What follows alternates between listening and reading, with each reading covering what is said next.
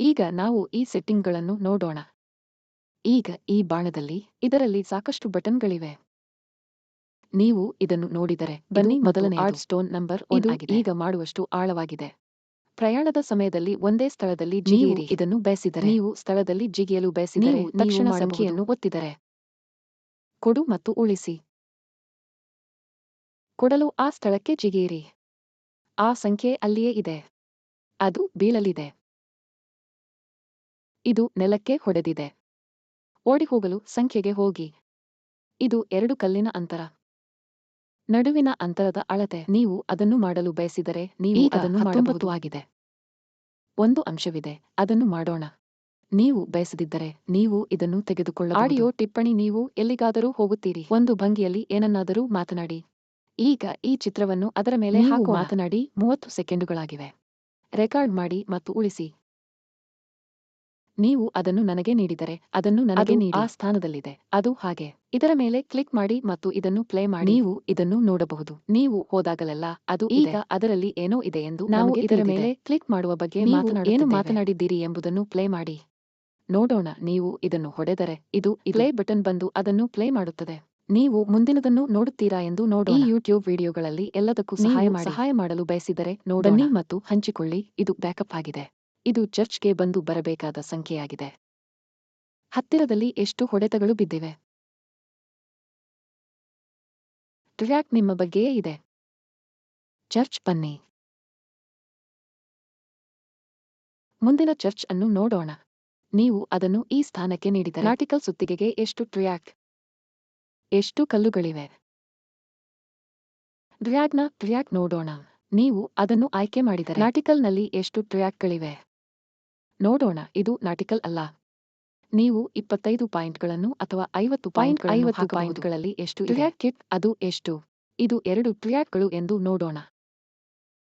ನಿಮಗೆ ಒಂದು ಸುಳಿವು ಅಥವಾ ಏನಾದರೂ ಇದೆ. ಬರೆದ ಟಿಪ್ಪಣಿಗಾಗಿ ಹುಡುಕಲಾಗುತ್ತಿದೆ.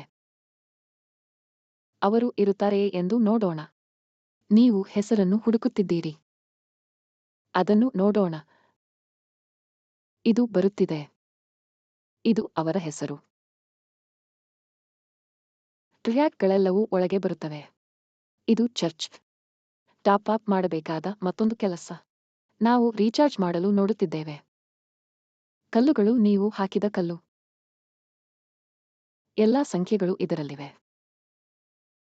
ಸ್ಟೋನ್ ಅಥವಾ ಮೈ ಸ್ಟೋನ್ಸ್ ನೋಡೋಣ. ನಿಮ್ಮ ಬಳಿ ಎಷ್ಟು ಕಲ್ಲುಗಳಿವೆ?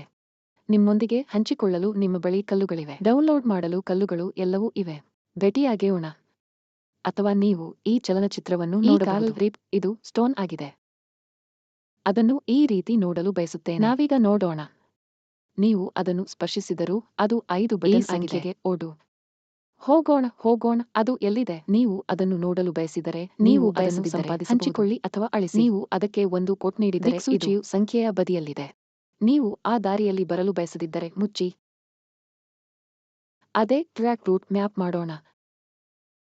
ಈ ಸೆಟ್ಟಿಂಗ್ಗಳಲ್ಲಿ ಮತ್ತು ಲೇಯರ್ ಆಯ್ಕೆ. ನೀವು ಇಲ್ಲಿದ್ದರೆ ಅದು ನಿಮ್ಮ ಹೆಸರು.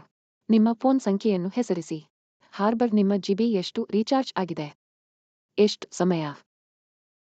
ಇದು ಕ್ಯಾಮೆರಾ ಆಯ್ಕೆಯ ಕ್ಯಾಮೆರಾ. ನೀವು ಕ್ಯಾಮೆರಾವನ್ನು ಆನ್ ಮಾಡಿದರೆ ಬಳಸಲು ನೀವು ಆಸ್ ಅನ್ನು ಬಳಸಬಹುದು. ನೀವು ಆ ಬೋಟ್ ಚಿತ್ರವನ್ನು ಬೆರಳಚ್ಚಿಸಿ. ನಿಮಗೆ ಬೇಕಾದಂತೆ 2 ಅಥವಾ 3 ಮಾದರಿಗಳಿವೆ. ಈ ವೇಗವನ್ನು ನಿಮ್ಮ ಮೇಲೆ ಹಾಕಬಹುದು. ಈಗ ನಾಟಿಕಲ್ ಮೈಲಿಯಲ್ಲಿ ನೀವು 1 ಕಿಲೋಮೀಟರ್ ಬಯಸಿದರೂ ಆ ಬೋಟ್ ಗಾತ್ರವನ್ನು ಈ ಗಾತ್ರದಲ್ಲಿ ಮಾಡೋಣ. ನೀವು ಎಷ್ಟು ಬರಲು ಬಯಸುತ್ತೀರಿ? ನೀವು ಬಯಸಿದರೆ ನೀವು ಅದನ್ನು ದೊಡ್ಡದಾಗಿ ಮಾಡಬಹುದು. ಈ ಕಲ್ಲಿನ ಗಾತ್ರವು ಹಾಗೆಯೇ ಇದೆ. ಈ ವೇಗವನ್ನು ಹೆಚ್ಚಿಸಬಹುದು ಅಥವಾ ಕಡಿಮೆ ಮಾಡಬಹುದು. ಫಿಲ್ಟರ್. ಇದು ಈಗ ನಿಮಗಾಗಿ ಏನು? ಓಟದಲ್ಲಿ ವೇಗ ಜಿಗಿತ. ಆದ್ದರಿಂದ ನೀವು ಇದನ್ನು ಸ್ವಲ್ಪ ಅದನ್ನು ಸೇರಿಸಲು ಸಾಧ್ಯವಾದರೆ ಆ ವೇಗದ ಜಿಗಿತ ಕಡಿಮೆಯಾಗುತ್ತದೆ. ದಿಕ್ಸೂಚಿ ನಿರ್ಮಾತೃ. ಈಗ ನಮ್ಮ ದಿಕ್ಸೂಚಿ. ನಮ್ಮಲ್ಲಿ ಫಿಲ್ಟರ್ ಇದೆ.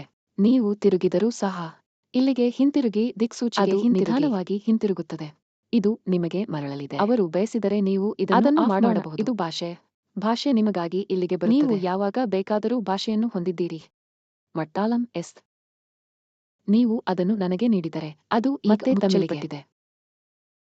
ಈಗ ನಿಮಗಾಗಿ ಎಲ್ಲವೂ ತಮಿಳಿನಲ್ಲಿದೆ. ಇದು ಮತ್ತೆ ಸೆಟ್ಟಿಂಗ್ಗಳಿಗೆ ಬಂದಿದೆ. ಇದಕ್ಕೆ ಇನ್ನೂ ಸ್ವಲ್ಪ ಹೆಚ್ಚಿನದಿದೆ. ಒಂದು ಸ್ಥಳದಲ್ಲಿ ಆಳದ ಫೈಲ್. ನಾವು ನಮ್ಮ ತಾಯಿಯನ್ನು ನೋಡಲು ಬಯಸುತ್ತೇವೆ. ಈ ಎಲ್ಲಾ ಆಳದ ಫೈಲ್ ಡೌನ್ಲೋಡ್ ಅದನ್ನು ಮಾಡಬಹುದು ಅಥವಾ ನಕ್ಷೆಯನ್ನು ಡೌನ್ಲೋಡ್ ಮಾಡಬಹುದು. ಸ್ಟೋನ್ ಡೌನ್ಲೋಡ್ ಆಗಿದೆ. ಅದು ಅಷ್ಟೇ.